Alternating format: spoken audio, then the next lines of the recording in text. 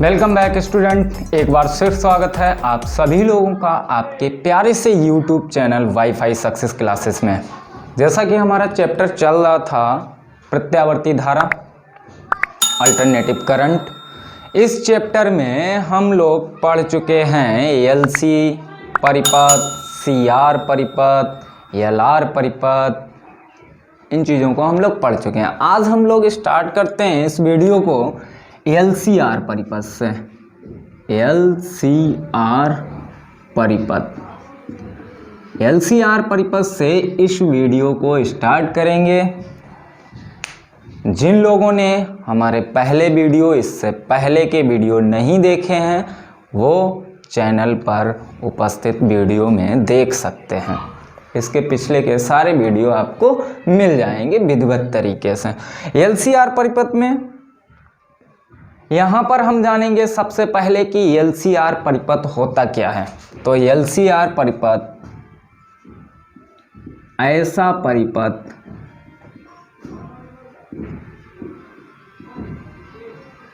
जिसमें एल प्रेरकत्व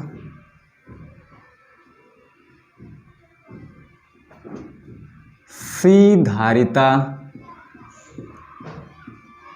व आर प्रतिरोध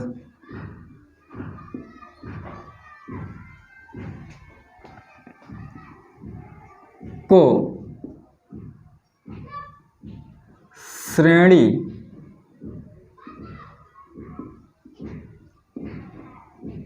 क्रम में जोड़ा गया हो, एलसीआर परिपथ कहलाता है। इसको हम ऐसे भी कह सकते हैं कि एलसीआर श्रेणी परिपथ किसे कहते हैं। तब भी आपको यही लिखना है कि ऐसा परिपथ जिसमें एल प्रेरकत्व की एक कुंडली, सी धारिता का एक संधारित्र और शुद्ध ओमीय प्रतिरोध कैपिटल आर श्रेणी क्रम में जुड़े हों, तो ऐसे परिपथ को एलसीआर परिपथ कहते हैं।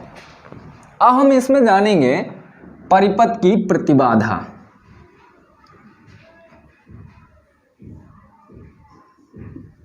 परिपथ की प्रतिबाधा। अब एलसीआर परिपथ की प्रतिबाधा हमें निकालनी है, तो हम मान लेते हैं जो इसमें लिखा है उसी को मानना है कि एल प्रेरकत्व की एक कुंडली, सी धारिता का एक संधारित्र और शुद्ध ओमीय प्रतिरोध कैपिटल आर श्रेणी क्रम में जुड़े हैं और इस संयोजन को प्रत्यावर्ती धारा स्रोत से जोड़ा गया है। ये एल हो गया, ये सी हो गया और ये आर। जब हम इसे प्रत्यावर्ती वोल्टता स्रोत B बराबर B0 साइन ओमेगा टी से जोड़ते हैं तो परिपथ में प्रत्यावर्ती धारा प्रवाहित होने लगती है। अगर किसी क्षण पर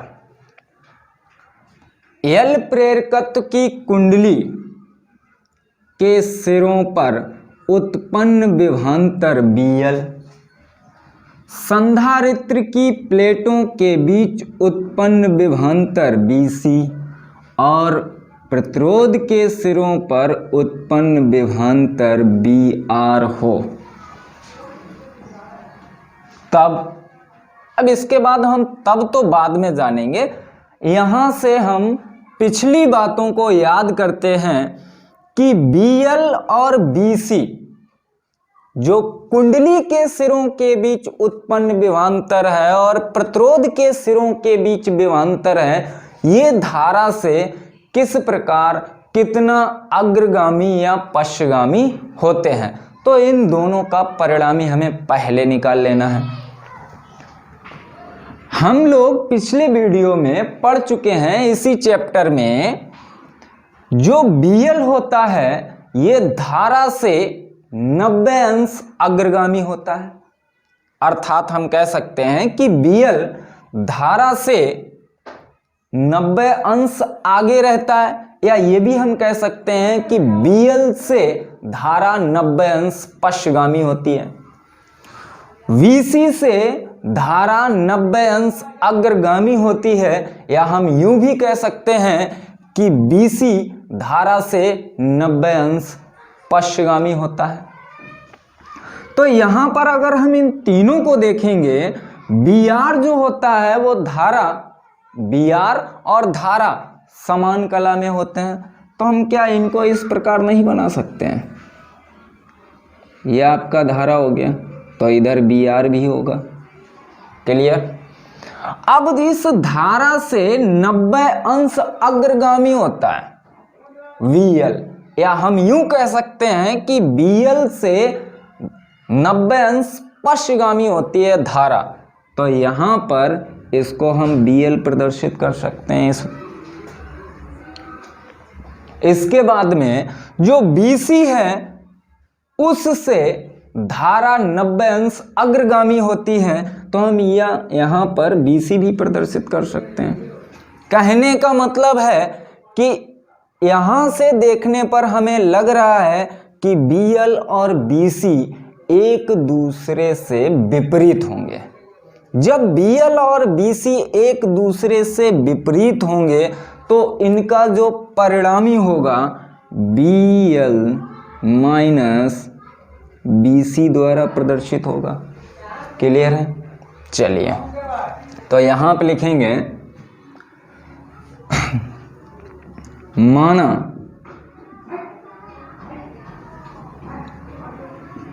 परिपथ में प्रत्यावर्ती धारा प्रवाहित करने पर कुंडली कामा संधारित्र व प्रतिरोध के सिरों पर उत्पन्न विभवांतर VL कामा BC कामा BR है। अब यहां पर हमने मान लिया कि LC और R इनके सिरों पर उत्पन्न विभवांतर BL BC BR हैं। चूंकि यह हम पिछले वीडियो में पढ़ चुके हैं, चूंकि VL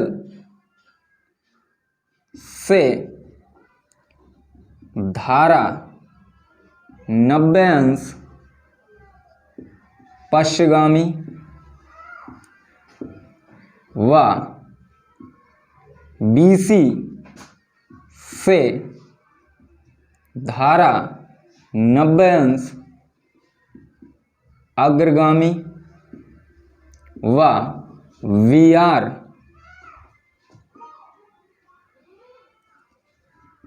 धारा से समान कला में होता है, तब VL व BC एक दूसरे के विपरीत होंगे, तब इनका परिणामी, अब इनके अगर हम परिणामी की बात करेंगे, किसकी? BL और BC के परिणामी की बात करेंगे, तो BL और BC का परिणामी आएगा B बराबर BL माइनस BC। ठीक है, इतना आ गया। तब पूरे परिपथ का परिणामी विभवांतर। तो परिणामी विभवांतर b बराबर अंडर रूट VR स्क्वायर और प्लस इन दोनों का वर्ग, यानी कि v का स्क्वायर। इन दोनों का परिणामी b है तो b का स्क्वायर कर देंगे। तो यहां पर हो जाएगा BR square plus b square, b की वैल्यू रख देते हैं। तो यहाँ आपका b बराबर under root BR square plus b के स्थान पे हम रख सकते हैं BL माइनस BC का स्क्वायर होल स्क्वायर, यहाँ पर हो गया। अच्छा, चूंकि VR बराबर IR होता है, VL बराबर हम लोग जानते हैं BL बराबर XL होता है। अच्छा, और BC बराबर IXC होता है। तब BR, BL और BC के मान रखने पर तो यहाँ आपका हो जाएगा B बराबर अंडर रूट IR दोनों का square plus IXL minus IXC का होल स्क्वायर। यहाँ से हमें I कॉमन मिल जाएगी। जब I कॉमन मिल जाएगी, I स्क्वायर यहाँ दोनों से कॉमन मिलेगा, बाहर निकालेंगे तो I रहेगा। तो ये आपका V बराबर I under root R square plus XL minus XC का होल स्क्वायर। इस I को B के अपान में लेके आएंगे, इस I को B के अपान में लेके आएंगे, फिर ओम के नियम से इसकी तुलना करेंगे। तो ओम का नियम होता है V बराबर IR या B अपान I बराबर R, जहां R एक नियतांक है जिसे प्रतिरोध कहते हैं, चालक तार का प्रतिरोध कहते हैं। ठीक उसी प्रकार B अपान I का मान इस परिपथ के संपूर्ण प्रतिरोध को प्रदर्शित करेगा, क्योंकि यह प्रतिरोध L प्रेरकत्व की कुंडली, C धारिता का संधारित्र और शुद्ध ओमीय प्रतिरोध R के कारण होता है। इसलिए इसे हम केवल प्रतिरोध न कहकर परिपथ की प्रतिबाधा Z कहते हैं। तो यहां से परिपथ की प्रतिबाधा Z बराबर हो जाएगा आपका under root R square plus XL minus XC का होल स्क्वायर। तो ये रही परिपथ की LCR परिपथ की प्रतिबाधा। अब LCR परिपथ की प्रतिबाधा है, मात्रक तो वही रहना है भाई ओम, क्योंकि ये प्रतिरोध को प्रदर्शित करते हैं। अब यहाँ पर एक बात और आती है, अगर हम, यह हमारा LCR परिपथ है, यहीं पर एक परिभाषा और आती है श्रेणी अनुनादी परिपथ। श्रेणी अनुनादी परिपथ। अच्छा, श्रेणी अनुनादी परिपथ यहां से अगर हम निकालना चाहें तो पहले तो यहां इतना हो गया, परिपथ की प्रतिबाधा Z बराबर XL R under root R square plus XL minus XC का होल स्क्वायर, इतना आ गया। अगर हम मान लें कि जो परिणामी वोल्टता है धारा के साथ फाई कलांतर पर है, धारा के साथ फाई कलांतर पर है, यह परिणामी वोल्टता हो गई।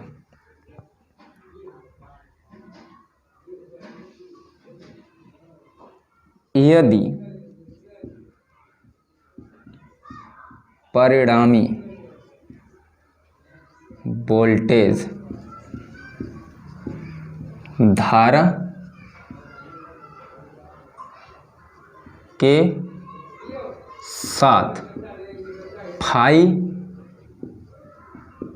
कलांतर पर हो, तब फाई का मान कितना होगा। फाई का मान हम किस प्रकार से निकालेंगे, तो यहां पर टेन फाई बराबर होता है, टेन थीटा बराबर होता है लंब बटे आधार।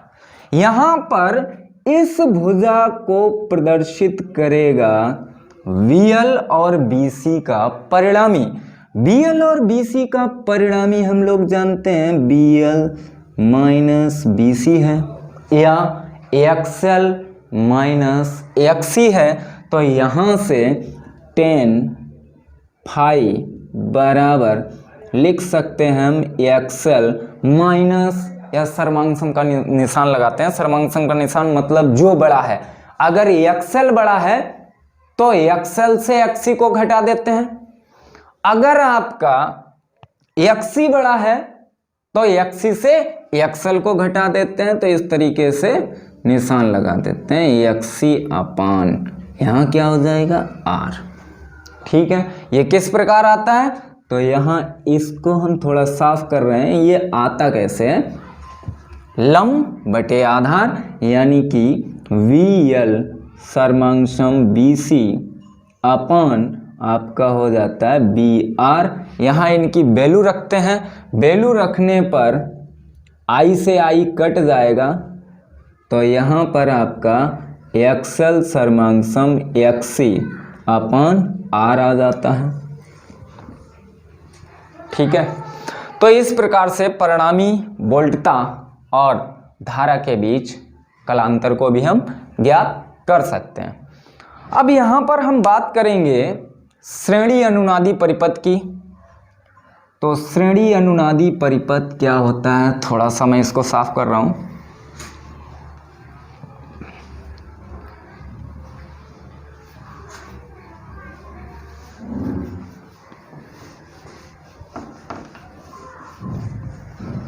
श्रेणी अनुनादी परिपथ,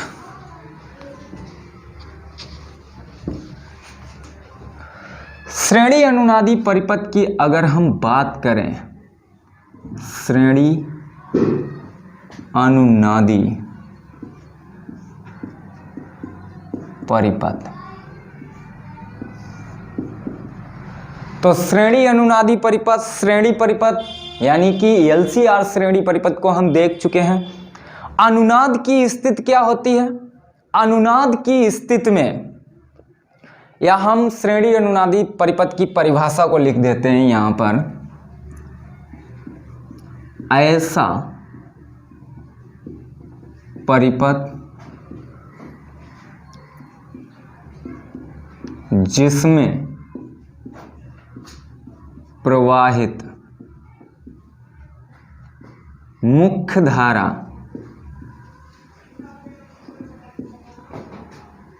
आरोपित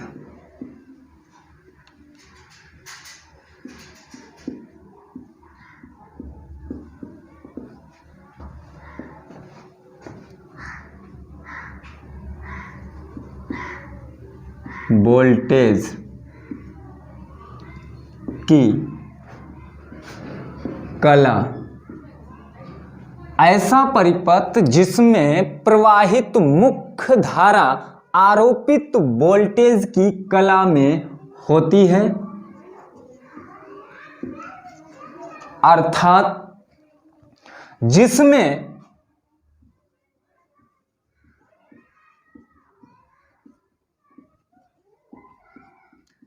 एक्सेल, एक्सेल का मतलब प्रेरण प्रतिघात, जिसमें एक्सेल प्रेरण प्रतिघात, प्रेरण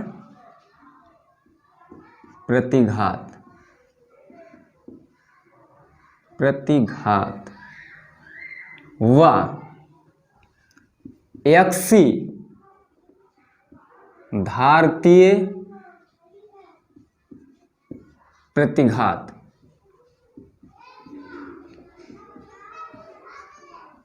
दोनों आपस में बराबर होते हैं,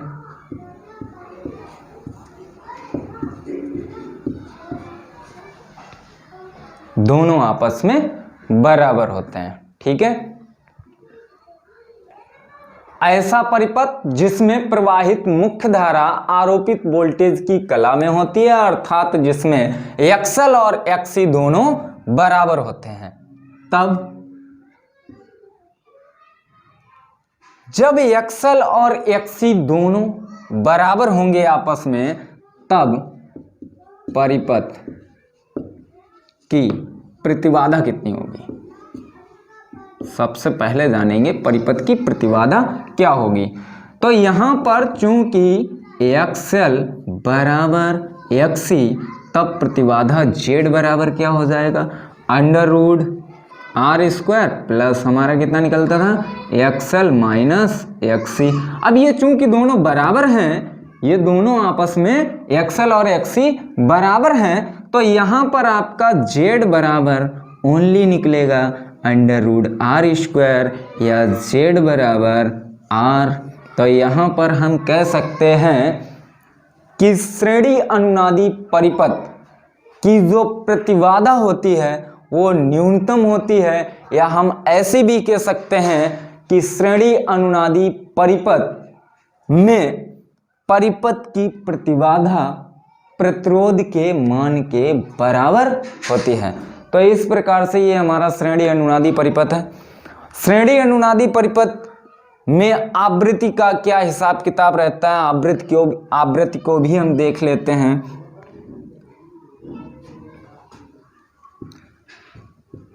अनुनादी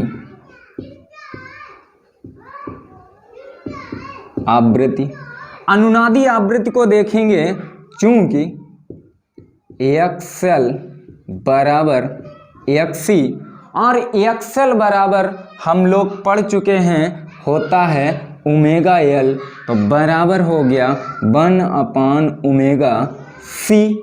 दोनों ओमेगा का मान रख देते हैं, चूंकि ओमेगा बराबर होता है 2 पाई एफ, जहां एफ आवृत्ति है, तब ये आपका हो जाएगा 2 पाई एफ एल बराबर 1/2 पाई एफ सी। यहाँ से एफ को इधर ले आते हैं, क्रॉस मल्टीप्लाई करेंगे, बकाया इधर ले जाएंगे, तो ये हमारा एफ स्क्वायर बराबर 1/4 पाई स्क्वायर और आपका एल और सी, इतना हो जाएगा। यहाँ से एफ बराबर निकालेंगे आवृत्ति, एफ बराबर तो 1/2 pi under root L C.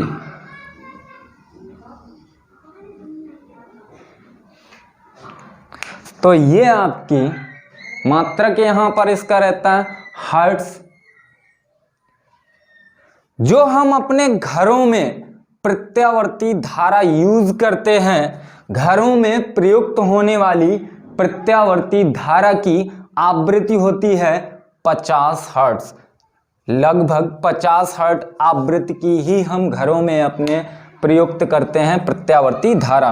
तो ये अनुनादी आवृत्ति हो गई। यहाँ पर हम इसको लिख देते हैं, इसको साफ कर रहा हूं। मुख्य रूप से हमें बताना है, हम अपने घरों में 50 हर्ट्ज आवृत्ति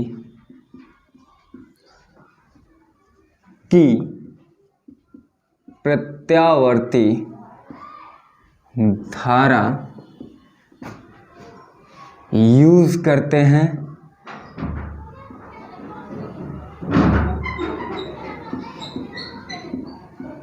ये मुख्य बिंदु है, क्योंकि कभी कभी एक नंबर में ऐसे क्वेश्चन आ जाते हैं कि हम घरों में प्रयुक्त होने वाली प्रत्यावर्ती धारा की आवृत्ति बताइए। तो 1 नंबर का क्वेश्चन आ सकता है। तो हम अपने घरों में प्रयुक्त होने वाली जो प्रत्यावर्ती धारा होती है या घरों में प्रयुक्त जो प्रत्यावर्ती धारा करते हैं उसकी आवृत्ति 50 हर्ट्ज होती है। चलिए, इसके बाद में ये तो हमने बात कर ली एलसीआर परिपथ की, एलसीआर परिपथ की बात कर ली, फिर वहाँ पर हमने देखा एलसीआर परिपथ की प्रतिबाधा, और इसके बाद में हमने देख लिया कि एलसीआर परिपथ में जो परिणामी वोल्टता है वो धारा से किस प्रकार कितने कालांतर पर होती है, तो इसको भी हमने देख लिया। इसके बाद में श्रेणी अनुनादी परिपथ को भी जान लिया, और इसके बाद में अनुनादी आवृत्ति को भी हमने जान लिया। अब हम बात करते हैं, इसमें आगे है आपका इस चैप्टर में चोक कुंडली। चोक कुंडली क्या होता है, चलिए इसको साफ करते हैं, आगे बढ़ते हैं। आगे है चोक कुंडली। अब चोक कुंडली क्या होता है, इसका यूज कहाँ पर होता है, तो इसको हम लोग जानेंगे।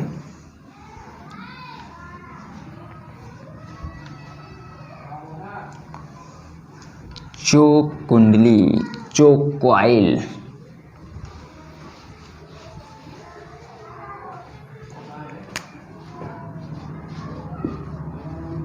चोक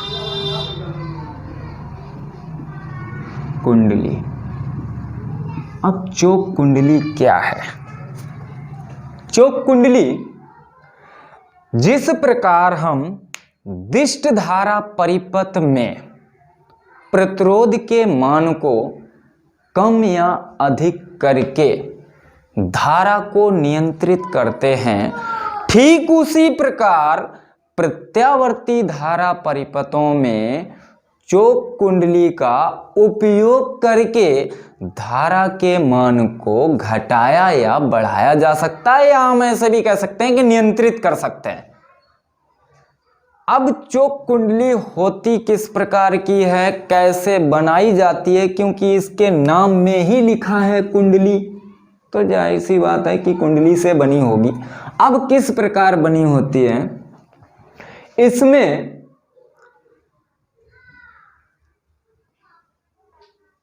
तांबे के मोटे तार, इसमें तांबे के मोटे तार के कई फेरों को पास पास, कई फेरों को एक पट्टलित लोहे की क्रोड के ऊपर लपेटा जाता है।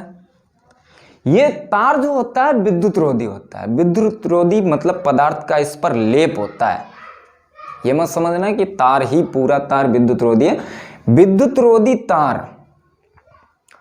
अब इसमें किस प्रकार लपेटा जाता है, तो हम यहां पर एक पट्टलित लोहे की क्रोड, पट्टलित लोहे की क्रोड, जिसका पट्टलित लोहे की क्रोड का मतलब है कि इसका प्रतिरोध जो होता है वो नगण्य होता है, मतलब बहुत कम हो जाता है। अगर पट्टलित क्रोड बनाएंगे तो पट्टलित ऐसे एक के ऊपर एक रखी होगी, तो इस प्रकार इसका जो परिणामी प्रतिरोध है कम हो जाता है। समांतर क्रम में जिस प्रकार हम प्रतिरोधों को जोड़ते हैं, तो पट्टलित लोहे की क्रोड होती है,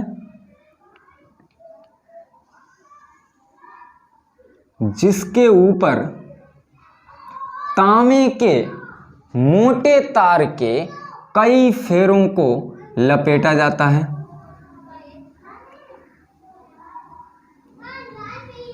अब यहाँ पर हम इस प्रकार से लपेट दे रहे हैं, तांबे के मोटे तार के कई फेरों को लपेट दे रहे हैं भाई।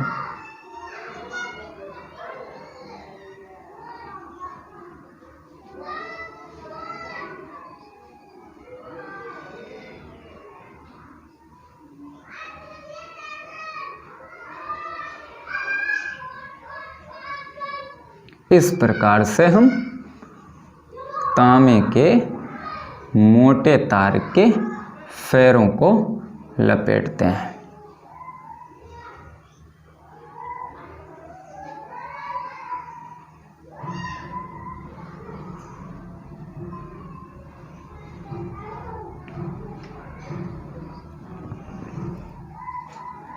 अब हमने एक पट्टलित लोहे की क्रोड के ऊपर इस प्रकार, ये पट्टलित लोहे की क्रोड है, ठीक है, पट्टलित लोहे की क्रोड के ऊपर तांबे के मोटे तार को लपेटकर बनाई गई एक कुंडली होती है जिसे हम चोक कुंडली कहते हैं।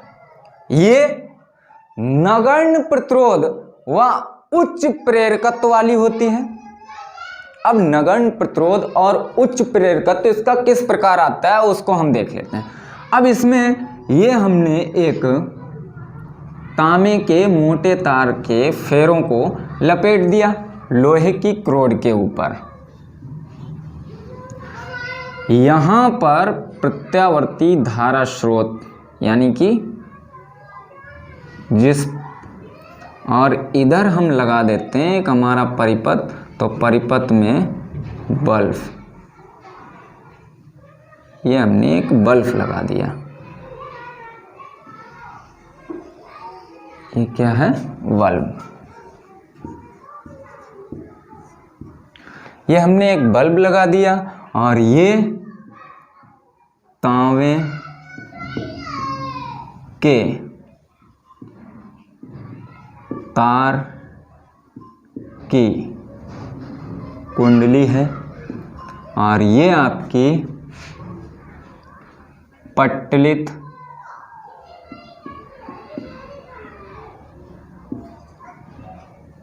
लोहे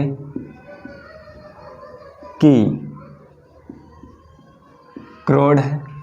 ये पट्टलित लोहे की क्रोड हो गई, ये आपका बल्ब हो गया, ये हमारा प्रत्यावर्ती धारा स्रोत हो गया। अब इसमें हमें यह जानना है कि प्रतिरोध इसका किस प्रकार नगण्य होता है, प्रेरकत्व इसका किस प्रकार नगण्य होता है। मोटे तार, तांबे के मोटे तार होने के कारण इसका प्रतिरोध नगण्य होता है तथा तारों के कई फेरों को लपेटा जाता है, यानी कि मोटे तार की कुंडली होने के कारण तथा क्रोड पट्टलित होने के कारण इसका प्रेरकत्व बहुत उच्च होता है। इस कुंडली में जो आर होता है लगभग नगण्य होता है, आर लगभग नगण्य होता है और जो ओमेगा एल है बहुत अधिक होता है, उच्च होता है। क्यों होता है? क्योंकि मोटे तार की कुंडली के कारण इसका प्रतिरोध नगण्य होता है और लोहे की क्रोड, जो पट्टलित लोहे की क्रोड है, इसकी वजह से इसका प्रेरकत्व बहुत उच्च हो जाता है।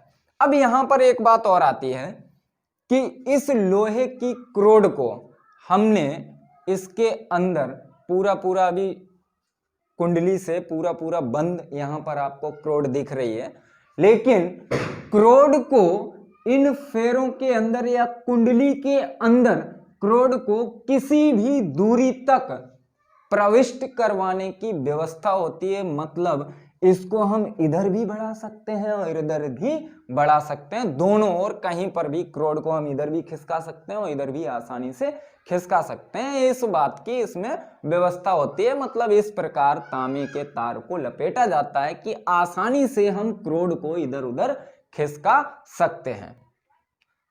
जब इसमें प्रत्यावर्ती धारा प्रवाहित की जाती है तो प्रतिरोध नगण्य होने के कारण, प्रतिरोध इसका जब नगण्य होता है तो इसमें जो शक्ति क्षय है वो बहुत कम होती है।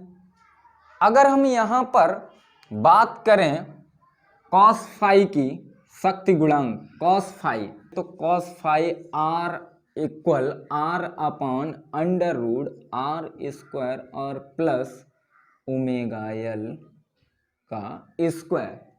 चूंकि आर लगभग 0 होता है, लगभग आर लगभग 0 होता है, इस कंडीशन में कॉस फाई का मान भी 0 आता है, यानी कि इसमें शक्ति क्षय नगण्य होती है। तो चौक कुंडली एक ऐसा उपकरण है जिसकी सहायता से प्रत्यावर्ती धारा परिपथों में प्रत्यावर्ती धारा को नियंत्रित किया जाता है। अब इसके हम उपयोग की अगर हम बात करें तो इसका उपयोग किया जाता है ट्यूबलाइट। अब ट्यूबलाइट आपने देखा है कि जो मरकरी लाइट होती है, मरकरी लाइट, मरकरी, जो मरकरी लाइटें होती हैं उनमें चौक कुंडली का प्रयोग किया जाता है। ठीक है, तो आज के इस वीडियो में चौक कुंडली तक ही। आगे विद्युत मोटर और ट्रांसफार्मर है आपका, इसको हम पढ़ेंगे अगले वीडियो में। तब तक के लिए धन्यवाद।